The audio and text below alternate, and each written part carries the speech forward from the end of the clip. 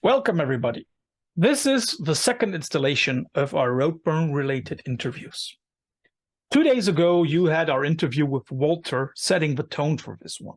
And we will, as we mentioned, we will give credits to 5 more people involved in Roadburn behind the scenes. The first one is my dear friend, José Santos from Lisbon. Jose, how are you? Hello, I am very good.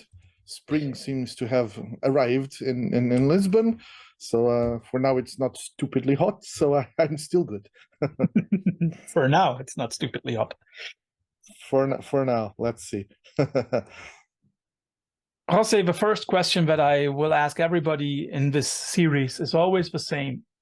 And I'm very interested in what you will have to say. What does Roadburn mean to you?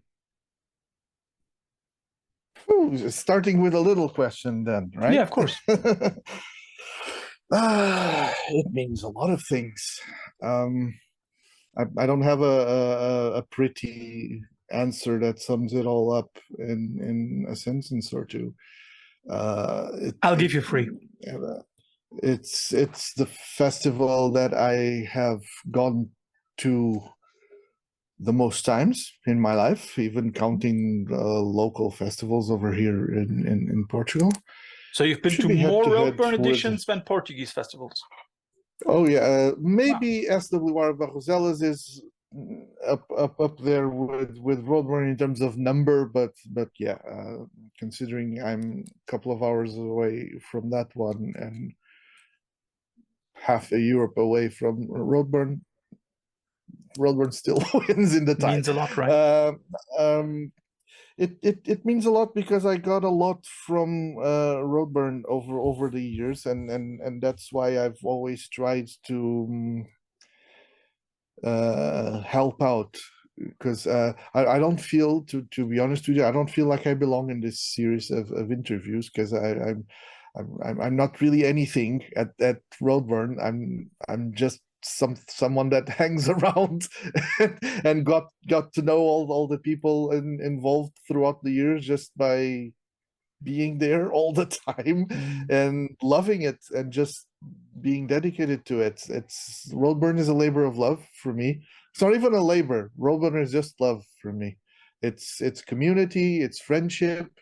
I have very close friends that I mostly see at Roadburn every year. It's a gathering of people.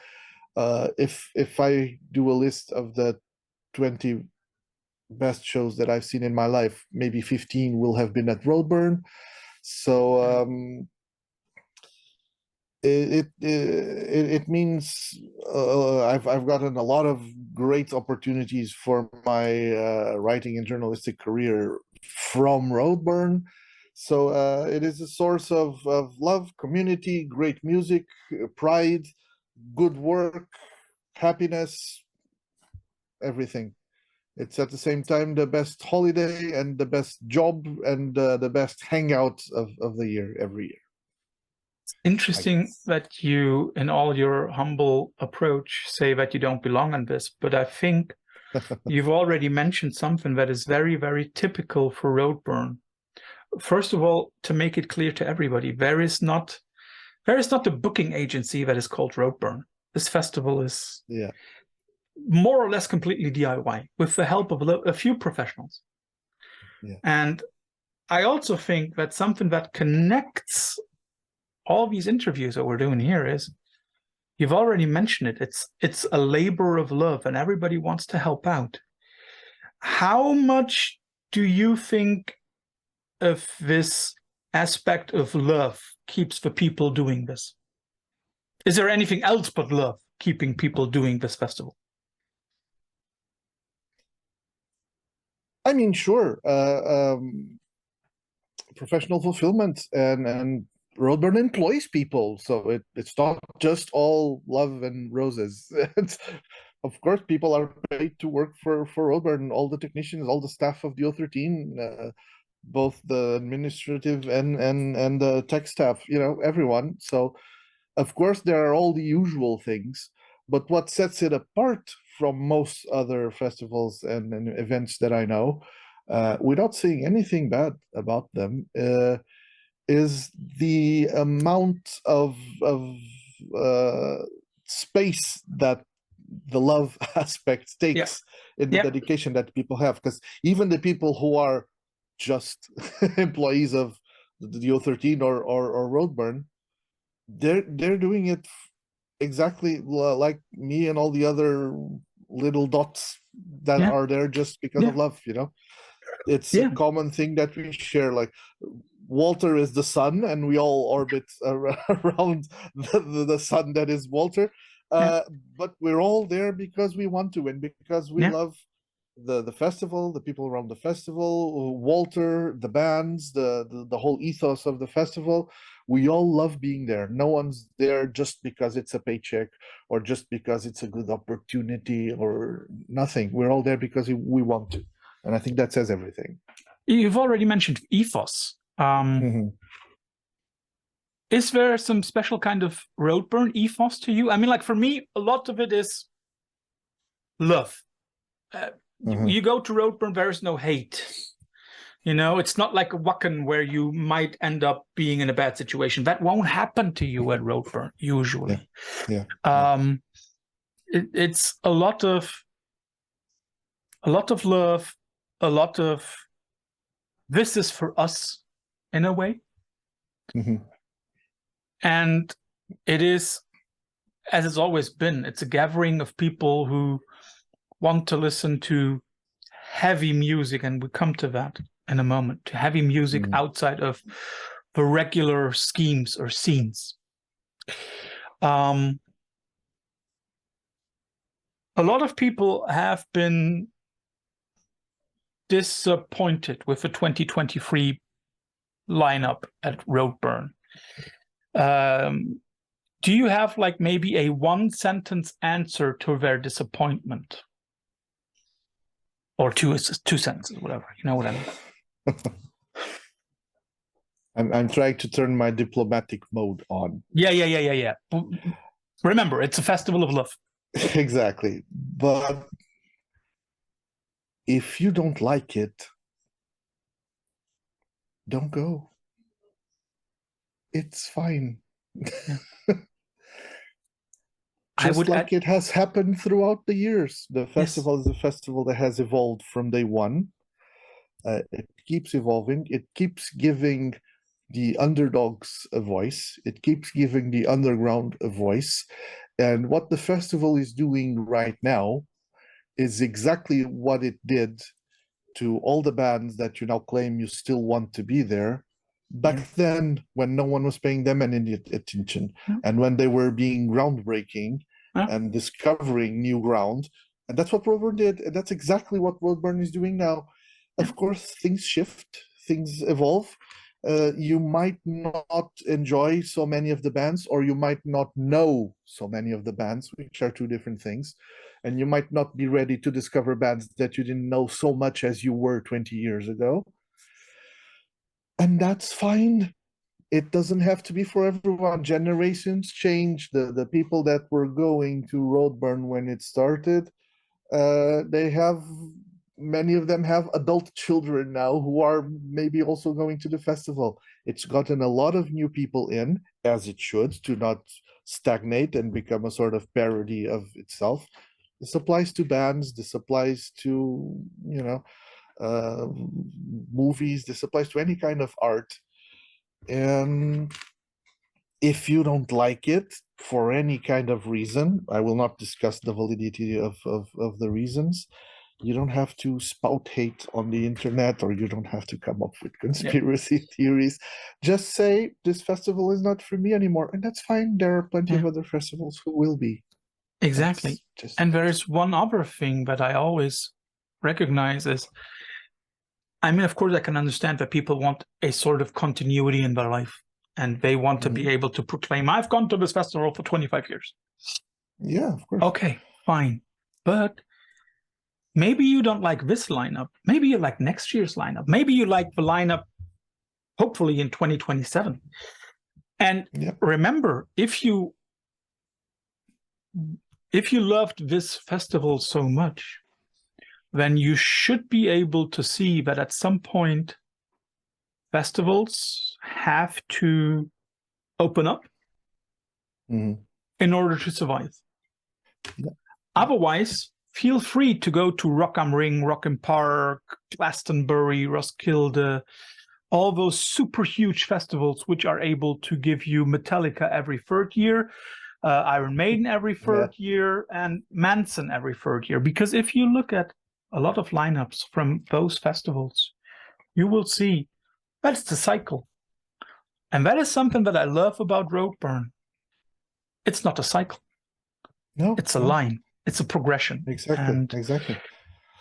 if you don't like this point in Roadburn's development, okay. Yeah. One thing you can be sure, in 5 years we will be at another point in the line. Exactly. Maybe in If this 5 book years is not for we'll you, have a lot of synthwave. Wait a second. knows? Yeah, you never know. Who knows? Exactly. We didn't know we'd be here 10 years ago, and we don't know where we will be next.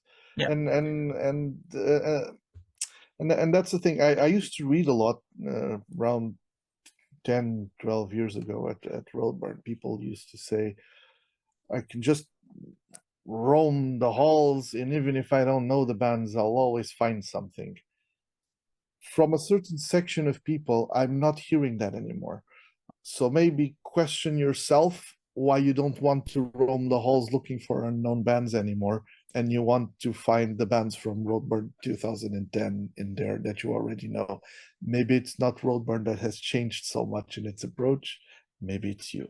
Question yourself also. But also, to make it clear, if you don't like it, that's fine. You know, if you had asked me 15 years ago, would I ever go to this festival? I might probably have said no. And now it's one of the most important things in my life. Yeah. So Jose and I also stand for different generations of Roadburn visitors. I'm one of the newer ones. Jose is one of the old guys who's been basically born at Roadburn. And you know, and there's plenty of people who were there for a long time before me. I would call myself mid-period, to be honest. So yeah. And of course, you know, those times when they had 35,007 or 33007, 35007 play, of course, awesome band.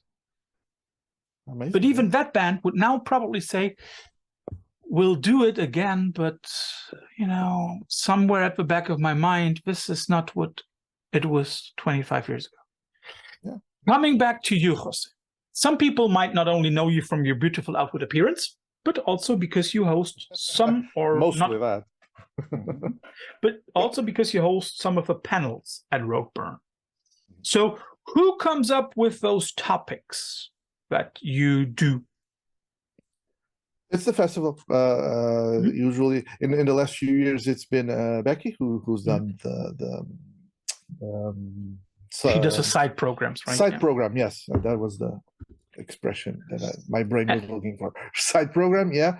A few of the years back then, it was Walter directly who invited me to do a couple of the panels, and it's been great. I've done a few very different ones, and they're all great fun to do.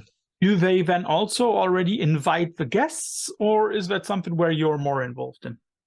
No, usually the panel is already set up, and the moderator is usually the last piece.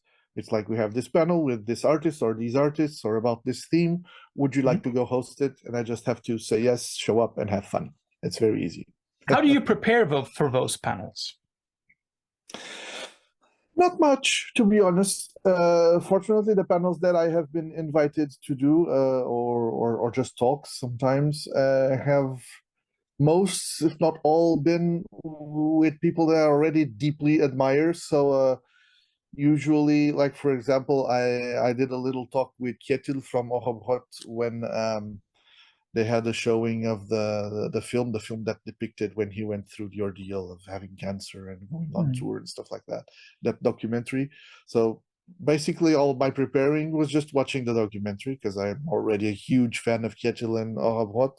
So I just had to watch the documentary and chat to him a little bit about it.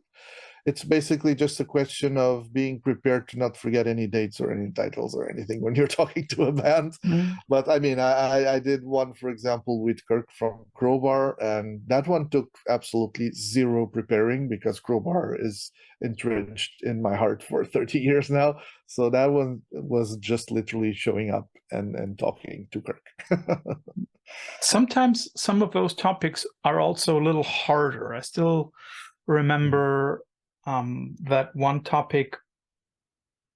Was it last year? I think it was last year when Ravenna from Liturgy was also involved and spoke about her experience.